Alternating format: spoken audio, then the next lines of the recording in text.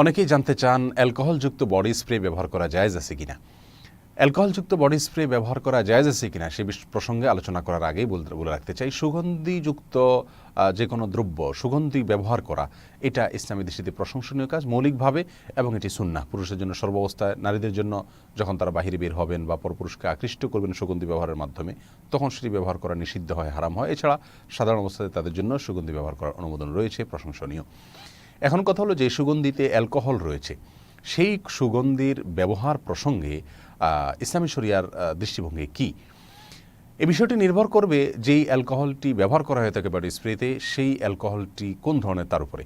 যদি সেই অ্যালকোহলটি এমন হয় যে তা পান করলে নেশা সৃষ্টি করবে মানুষের মধ্যে, তাহলে সেটি মুস্কির, নেশা উদ্রেককারী, আর প্রত্যেক নেশা উদ্রেককারী বস্তু হারাম ইসলামের দৃষ্টিতে।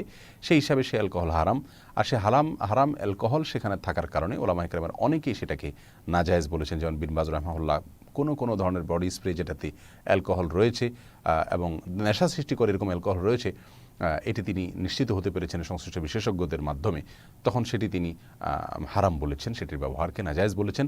অবশ্য ইবনে উসাইমিন রাহিমাহুল্লাহ বলেছেন যে অ্যালকোহল যদি সেটা নেশা সৃষ্টিও করে, সেটা ব্যবহার করা জায়েজ হবে, কারণ সেটি পান করা হারাম, খাওয়া হারাম, কিন্তু সেটাকে ব্যবহার করলে সেটা হারাম হবে না, কারণ প্রত্যেক হারামই নাপাক হওয়া জরুরি না।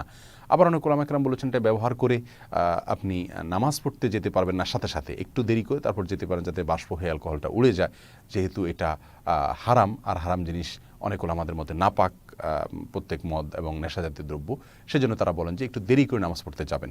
তাহলে আমরা দেখতে পাচ্ছি এখানে যে অ্যালকোহল যদি নেশা সৃষ্টি করে, সেরকম অ্যালকোহল থাকে, সেটাকে অনেক ওলামায়ে কেরাম ব্যবহার করা নাজায়েজ বলেছেন, অনেকে এটাকে ব্যবহার করা জায়েজ বলেছেন, এই অর্থে যে এটা নাপাক নয়, আর যেহেতু এখানে পান করছে না, অতএব হারামের কিছু নাই। আবার অনেকে এটাকে ব্যবহার করে মসজিদে সাথে সাথে গিয়ে নামাজ পড়তে, বা সাথে সাথে নামাজ পড়তে নিষেধ করেন, মসজিদে যাওয়া শুধু নয়, তারা বলেন যে এটা নাপাক, আর নাপাক যেহেতু, অতএব কিছুক্ষণ অপেক্ষা করলে বাষ্পায় উড়ে গেলে তারপর তিনি নামাজ আদায় করবেন। এ হলো মোটামুটি অনেকগুলো মত আমরা দেখতে পাচ্ছি যদি অ্যালকোহল নেশা সৃষ্টি করে সেরকম অ্যালকোহল থাকে বডি স্প্রের ভিতরে। এর বাইরে অনেক স্কলারদের মতে এবং তাদের গবেষণা অনুযায়ী যে অ্যালকোহলটি বডি স্প্রেতে ব্যবহার করা হয়ে থাকে, আসলে এটি পান করলে মানুষ নেশা সৃষ্টি হয় না, বরং এটা এমন ধরনের অ্যালকোহল যেটি আসলে নেশা সৃষ্টি করবার জন্য নয়, এটা এক ধরনের কেমিক্যাল, যেই কেমিক্যাল পান করলে বরং মানুষ মারা যাওয়ার আশঙ্কা আছে, এটা কোনো নেশা হিসাবে ব্যবহার করা আর কোনো সম্ভাবনা নাই। অতএব সেই দৃষ্টিকোণ থেকে বডি স্প্রে ব্যবহার করা জায়েজ আছে। এখন কোন বডি স্প্রেতে কী ধরনের অ্যালকোহল আছে না আছে, সেই গবেষণার বিস্তারিত ইয়েতে আমরা ডিপে না গিয়ে মৌলিকভাবে একটি কথা আমরা বলতে পারি, তা হলো অ্যালকোহলযুক্ত বডি স্প্রে ছাড়া বিকল্প যদি কোনো বডি স্প্রে থাকে যেটাতে অ্যালকোহল নাই অথবা আতর, সেটা ব্যবহার করা নিরাপদ এবং উত্তম হবে। আর অ্যালকোহলযুক্ত বডি স্প্রে ব্যবহার করলে সেটি আমার দৃষ্টিতে, আমি যতটুকু এই বিষয়ে স্টাডি করেছি, তাতে এটি নাজায়েজ হবে না, গুনাহ হবে না, হারাম হবে না।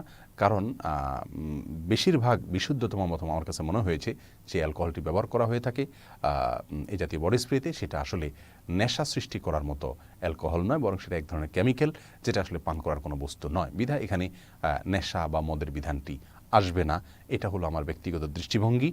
অতএব এই ধরনের অ্যালকোহলযুক্ত বডি স্প্রে ব্যবহার করা আমাদের সাথে জায়েজ হলেও যদি অ্যালকোহল মুক্ত বডি স্প্রে থাকে, তাহলে সেক্ষেত্রে সেটিকে ব্যবহার করা নিরাপদ হবে এবং উত্তম হবে। বিশেষ করে আতর এবং এই জাতীয় আরও কোনো ব্র্যান্ড যদি থাকে সেগুলো। আল্লাহ সুবহানাহু ওয়া তাআলা আমাদের সকলকে সব ক্ষেত্রে আল্লাহ সুবহানাহু ওয়া তাআলার বিধানকে ফলো করে এবং মান্য করে চলার তৌফিক দান করুন। জাযাকুমুল্লাহু খায়রা। আসসালামু আলাইকুম ওয়া রাহমাতুল্লাহি ওয়া বারাকাতুহু।